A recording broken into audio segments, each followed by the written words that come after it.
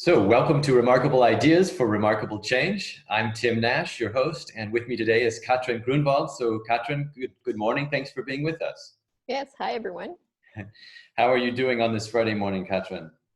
Oh, very fine, thank you. The sun is shining and there's a weekend ahead, even though weekend doesn't really feel very different from a work day, but I'm still That's doing fine. How true. about you? Yeah, same. I mean, the sun is shining, and that's always a good thing. Hopefully, it will last through the weekend. I saw the weather forecast for next week, and it looks pretty good, actually. So, it will kill this virus, right? Kill the coronavirus. Right. So I have known Katrin for a few years, and we reconnected a few months ago on LinkedIn, and Katrin shared an idea with me, and I thought, okay, this is perfect, especially for these times, these uncertain times during this lockdown. I want to just jump right into it. So, Katrin, tell us your idea. My idea is called If You Believe It, Others Will Feel It. And I'll tell a bit more about what I mean with that. I'm a consultant for team and organizational development. So I work a lot with teams, supporting them to work better together, and also first-time leaders to have a good, successful start with their first team. And I've encountered a lot of doubts on the question of how will it work virtually? Will I be able to see my team? Is it different?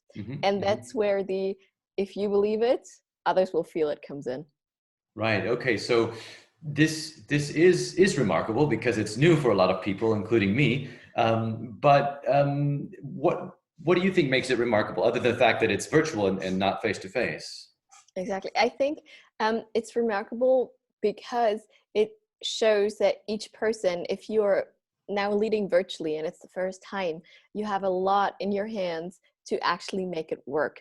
So what I always tell also my clients in the coachings is if you believe that you can establish a good connection with the people you're working with also virtually, then they will feel it.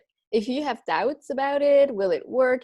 People will also sense it. So I think the more convinced you are to experiment and explore working virtually, leading your team remotely, and then other people will also get the clarity, the structure, and the faith that it will work out. Sure. Okay. Makes sense. So what advice or what tip would you give to a first-time leader, or a leader who's been leading for years but has never worked virtually, Yeah. or someone like me who also works with groups but usually face-to-face, not virtually? What tip would you give us, to develop this mindset?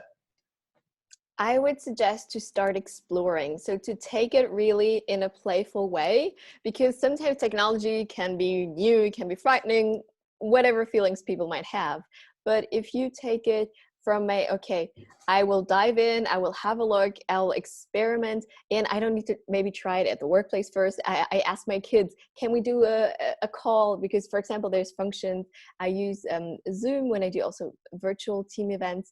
And you can have functions such as breakout rooms where people go in smaller subgroups and you bring them back. So for example, I myself also tried it with friends the first time because I wanted to make sure I'm able to get my clients back in to the main room. So that would be my recommendation. Just try it in a safe space to Practice. get accustomed to practice, and then Hmm. you'll get safer and people will feel that you're really there, you're present, and working virtually with your team will be much easier.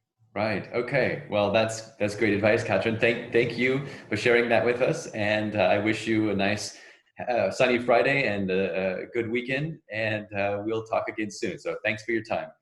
Thank you, Tim. Bye. Bye.